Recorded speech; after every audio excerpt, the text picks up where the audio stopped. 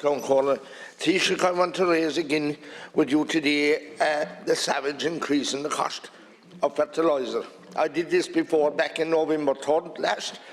I want to know what the Minister for Agriculture, the Minister for Foreign Affairs, yourself and this government have done to get the price of fertiliser down to an acceptable or reasonable price for small suckle farmers in South Kerry, dairy producers and tillage farmers in Mid and North Kerry. This time last year, urea was €330 a tonne. It's now €930 a tonne.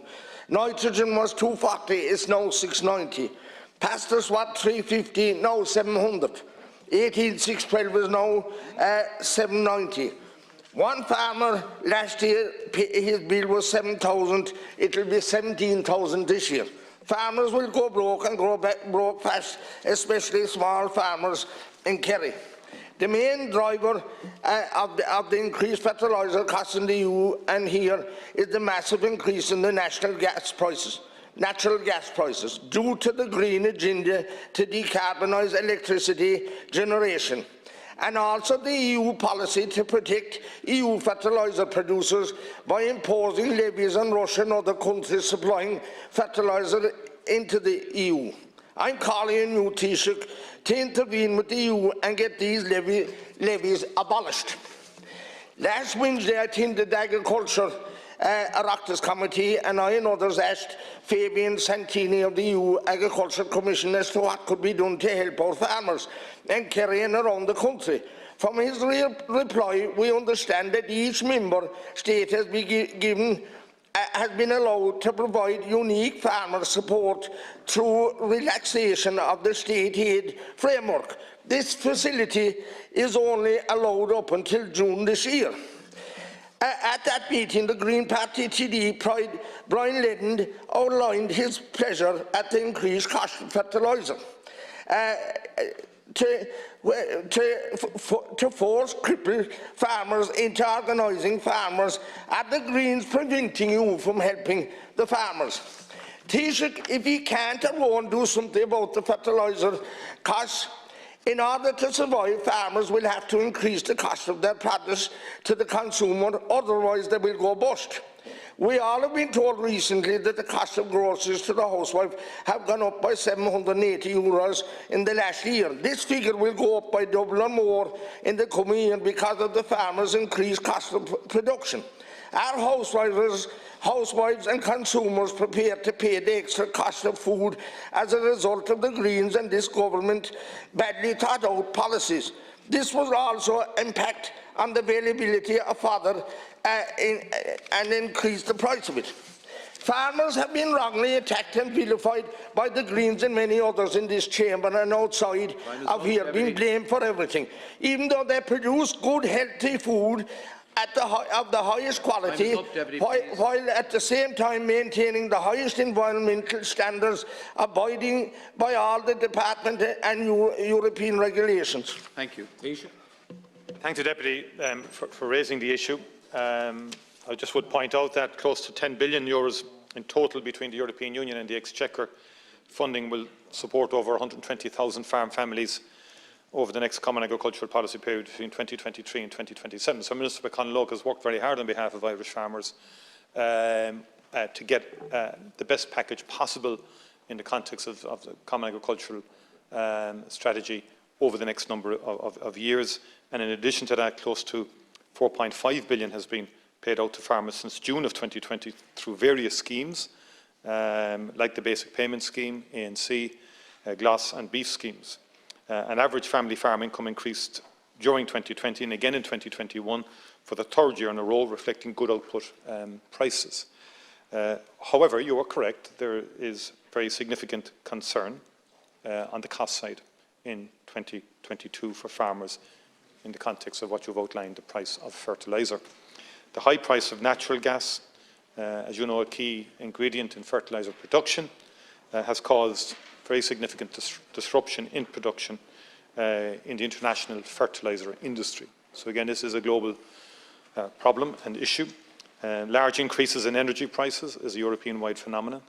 It's a combination, again, of global demands for gas, as economies recover from COVID, but also as well as lower flows of gas from Russia. And given that Europe receives a large amount of its gas supply from Russia, the geopolitical impact of the current build-up of Russian troops at the Ukrainian border may even drive gas and fertiliser prices up further. So Minister McConalogue has raised this at the EU Agriculture and Fishery Council meeting in terms of these rising costs. He's called on the European Union Commission to consider all of the options to ease the pressure on farmers at this time. And that particularly includes monitoring the evolution of markets linked to agricultural inputs, particularly in relation to fertilisers, and the question that I think you raised as to whether the imposition of anti-dumping duties on fertiliser imports continues to be appropriate given the current crisis, and for this matter to be examined as a priority. So the Minister has raised that with the European Commission. And as you know, parallel with that, this has nothing to do with national politics or the particular political perspectives that parties may have in respect of climate and so on. But side by side with that, the Minister is working in terms of giving support to a number of measures, including improved soil fertility, greater use of clover and multi-species swards, in terms of reducing dependency on chemical nitrogen fertiliser. But that's work that's underway, but that doesn't, that will help.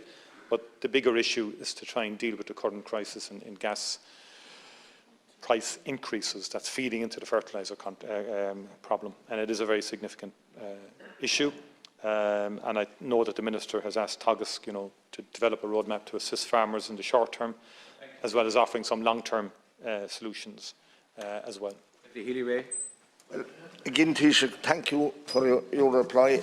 But I'm not happy that we're helping the farmers at all in the serious plight that they have at the present time. I'm asking you to ensure that anti-dumping levy is withdrawn. That would at least mean 40 or 50 euros a tonne. I'm asking you, Taoiseach, to subsidise the cost of the fertiliser now, because if we can see far enough, it's going to increase the cost of food as well. If the farmer has to increase the cost of what he's producing, who's going to pay for it? Only the consumers. And we're hearing all day here from other parties and members that the cost of living is gone beyond the cost of diesel, cost of everything else. But the cost of food is going to go mad if you don't do something about it. And it will also create a further crisis at the end of the year, because fellows can't afford it. I'd give you an example of one man that his bill was 7,000 last year. It will be 17,000 this year. That's savage for a small farmer trying to survive. And if they can't grow grass, they won't produce beef, they won't produce milk, or they can't produce grain. Right. So Time is up. Thank you very much. But I don't doubt the seriousness of the issue that you've raised, Deputy. It is very serious. It has to be dealt with on a European-wide basis. And the Minister is engaging with the European Commission and with his colleagues at the European Agriculture and Fisheries Council to see what can be done here. In addition to that, we have, through the carbon tax revenue, ring-fenced significant funding for a new ambitious agri-environmental scheme to be rolled out over the next CAP programme. And that new agri-environmental scheme will target in the region of 50,000 participants, with a maximum payment of up to 10,000 to individual farmers. And we'll also use revenue over the period in other ways to support materially and in a real way farmer incomes. But we have an issue that all goes back to the energy issue and the flow of gas and gas supplies across Europe and globally. And that is at the core of this. And I've no doubt that the Minister will continue to work with his colleagues in the Council and with the Commission in terms of trying to reduce the pressure on farmers as a result of this. That concludes Leader's questions.